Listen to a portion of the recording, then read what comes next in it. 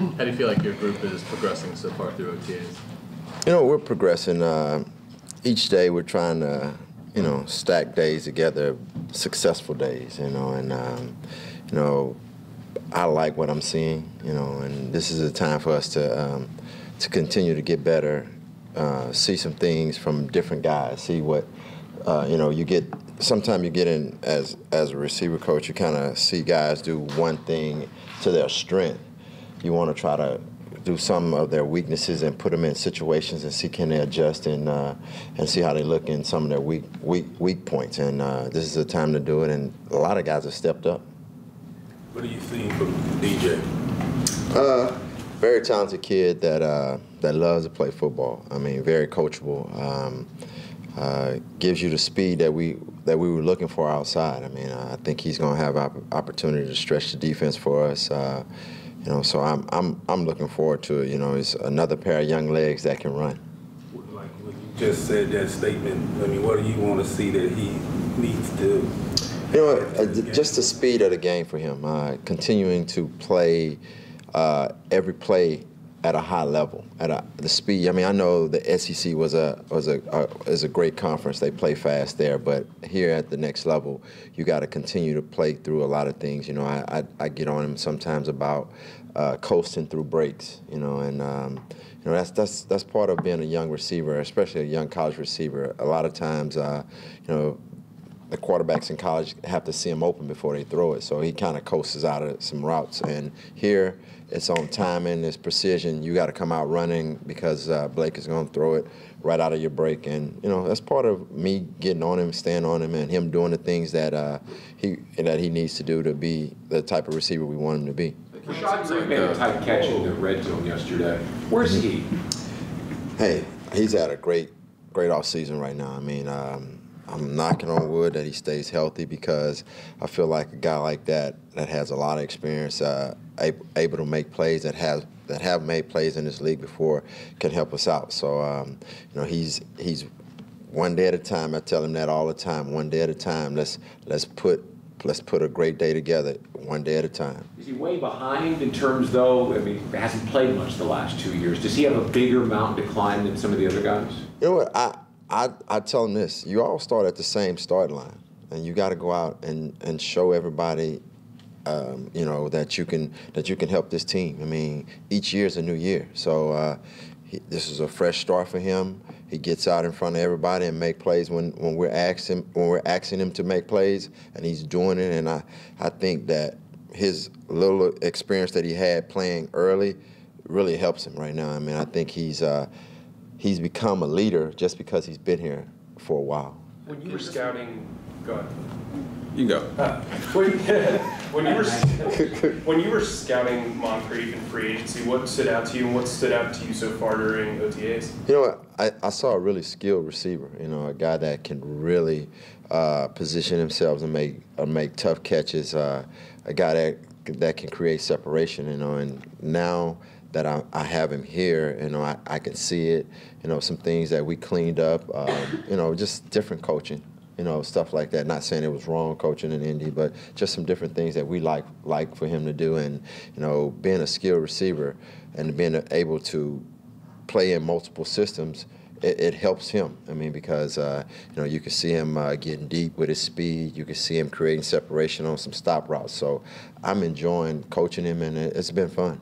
How impressed have you been with D.D. Westbrook so far in camp? I mean, I've been impressed with D.D. from day one. I mean, I think you know, a lot of competition. You know, see, you know, some people kind of fold the tent with competition. I mean, he's a guy that steps up and he's playing well. He's playing fast. People don't realize he's healthy now. I mean, he had come off sports hernia surgery right into starting for us. I mean, it's not that easy to come off sports hernia and then play at a high level and have to start and have to make plays. And this year he's gotten some rest and healed up, and you know, you can see his quickness. You know, his hands are there, and you know, it's been fun. Yesterday, sort of. Sorry. Go ahead. No, you go. Yesterday, sort of came across as Marquise Lee, maybe a little complacency with Doug. Sort of hinted at that. Have you seen that from him, and do you sort of want to get him back on track?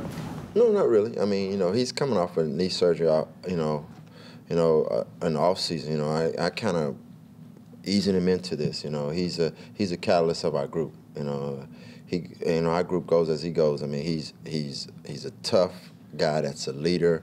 And this is the time where, as a vet, you kind of tone them down a little bit and then get them going for mini camp, training camp. And I think he's a guy that everybody knows when the whistle blows, he's ready to play football.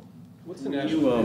When you lost A-Rob last year and then give you a rookie from Kentucky Wesleyan and then you lose Dede, what did you learn about yourself as a coach, or if that you didn't already know going through all that last year? How you gonna get gray hairs when you don't have players? No, but I took it as when I was playing. You had to dig deep and find a way to make a play, and I had to dig deep and find a way to help Keelan be the guy that we needed him to be, and I just helped him out a little bit, and his natural talents took over. You can see it now in OTAs. He's so far ahead right now. I mean, he's a guy that's every day he comes in, he works. He's working hard in the weight room. He's showing up each and every day. He's making plays. So, me as a coach, it's fun to have guys that's got athletic ability. It makes my job easier, and a lot of the scouts around here always say I'm always asking for talent. You're right, because it makes your job a lot easier. I want more and more. So was it Hearns gets hurt and then Marquise was banged up a little bit too. Was that the most challenging season of your coaching career? I mean, having to deal with all that, and is it so much nicer now where you got everybody? No, it's not nicer now. It's even more pressure, as they say, because they expect more out of your group, and I don't think a lot of people was expecting a lot from our group last year when A-Rob and Hearns goes down. But, in our room, we always say the next man's up. I mean, and you're in this league for a reason. You're in this league to make plays. You're in this league to be better than everybody else. I mean, it's a lot of guys around this league, a lot of guys out of this league that wish they could be in the situation that they're in right now, or that they were in last year. And you know what? You're here. I can't catch any football, so I'm gonna help you catch all the footballs that you want and help us win football games. Keenan, Nate talked last week about not minding, even preferring not having a number one guy and having a group concept. You like that as well? I do. I like it because everybody's involved. Everybody stays sharp and involved. But don't get me wrong, to have Antonio Brown or Julio Jones or somebody like that, it makes it a lot easier probably for Nate as a play caller. But you know what I tell guys, we're developing those type of guys.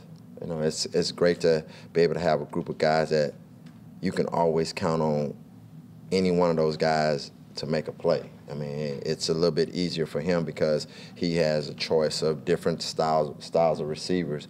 And to say that you have one guy and you have to put all the pressure on the one guy and the other guys don't step up, it's great to have a multitude of receivers that can make plays. Who's a guy that you could, a guy or two that you could envision being the main slot receiver for you guys? Right now, it's a lot of guys. I mean, and I coach it like this. I mean, everybody should be able to play all positions, not just a slot. Everybody's talking about size, speed. Everybody's always talk about the smaller guys being in the slots. But I tell these guys, you got to be able to play every single position because I'm going to teach you how to play the slot, even if you're a bigger guy. I'm going to teach you how to play outside, even if you're a smaller guy. So, I mean, we have choices, and it's great to have choices. I mean, so I can't really tell you, but we're going to put the best three out on the field. Did you see All yourself? 4 or 5. Yeah. When your playing career was winding down, did you see yourself as a coach? Is that a career path you thought you would be taking at this point, or no? I really didn't until I went to San Diego, and Coach Lofton, James Lofton, helped me out, a lot about saying, hey, you need to start teaching Vincent Jackson, bring him along, and he was my rookie, and he kind of let me have him a little bit, and it helped out because being a young guy, they want the instant gratification right now, and I had to tell him, all right, you got to walk yourself through this. And he was in my position behind me, so I had to kind of hold him off a little bit. But you know, it was part of it, and I think that helped me out about the decision of being a coach. What were the points of emphasis for Keelan Cole coming into OTAs that you wanted him to focus on, and how has he done? You know, my point of emphasis with him was to continue to get better. Don't rest on what you did last year. I mean, you want to be 10 times better than what you was last year. And he looked at me kind of like, huh? I'm like, yeah, 10 times better. I mean, you're scratching the surface. I mean, you know, we always want him to gain weight, but I'm not really. I just want him to get stronger. I want him to get stronger, faster, and work on routes. Work on being a complete receiver. And as you saw all last year, I kind of put him wherever, inside, outside, you know, and I wanted him to understand that you're not just an outside receiver, you're a complete receiver, and I want you to be able to understand how to run all these routes, understand defenses, looking at the coverages, and understand that. And, you know, being from Kentucky Western, it was a lot thrown on him his first year. This year now he's starting to understand how we're teaching him, and he's starting to understand where the zones, how to sit down in the zones, and he's running by folks too. So that was, I mean, that kept going from last year, so which is great. What's he like in the room when you guys are going over film and things like that? He's very smart. He's funny, you know.